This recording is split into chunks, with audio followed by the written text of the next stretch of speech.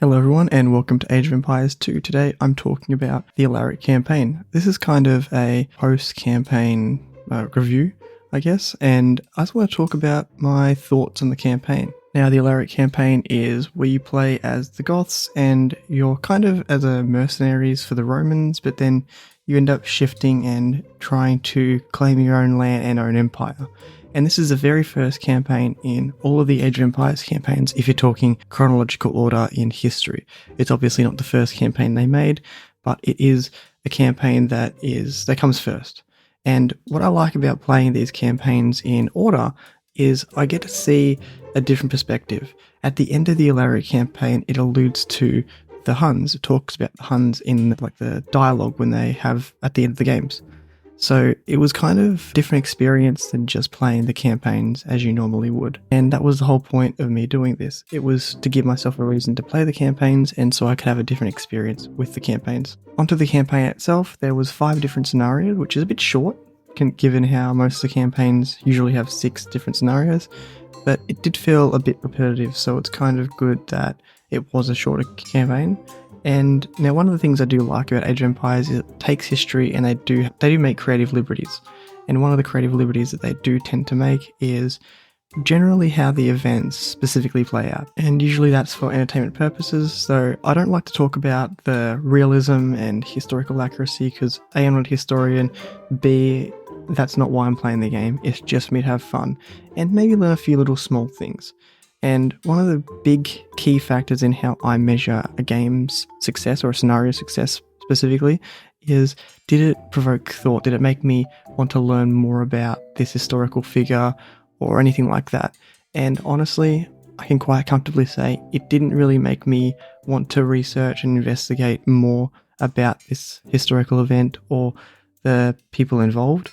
So for me, it wasn't a super strong campaign. Now going to the gameplay, it did feel a bit repetitive. There was basically the main way to defeat your enemies was basically to use Goth spam, and that was kind of the main strategy it felt like, or at least the strategy that I played with. Maybe other people might play it differently, but it did seem to feel like, okay, Goth spam, Goth spam, Goth spam, and then you can sort it. If your enemy is making a lot of champions, you just spam out champions. If your enemy is making cavalry, you just spam out help. If your enemy is making whatever, and it kind of felt a bit repetitive. There was a bit towards the end where you fight against the Romans and they got this massive army of centurions, legionaries, and you've got to super spam out them. If you don't out spam them, they will destroy you because it's a huge army. It's like 100 or 200 different units, and they just keep going. And obviously the Goths, one of their big weaknesses is like champions, and champions, especially on other civs, especially ones that have bonuses, will outperform the Goths. Goths are all about just throwing as much as they can without necessarily having high quality to their units.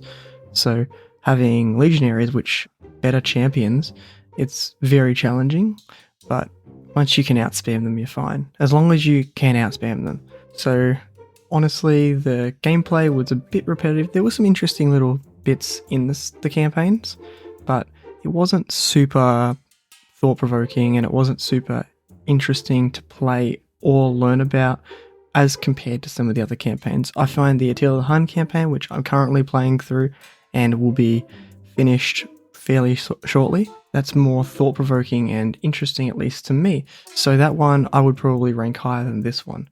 And speaking of ranking, I'm going to put all the different campaigns onto a tier list, and this tier list is going to be based on how I felt after playing the campaign and how much fun I had with it. Now, obviously, this is the first one that I've done, so I'm not going to put the tier list of this one on yet because it doesn't make any sense, but I will be putting it into the Attila the Hun campaign. That way I'll have something to compare it to. I'm going to be doing a play of the campaign, do the review, and then put it onto a tier list. And that's going to be the status quo going forward towards this series. Thank you guys so much for watching. If you enjoyed this and found this really interesting, I do have a playlist of all the campaigns as I've been playing them through chronological order.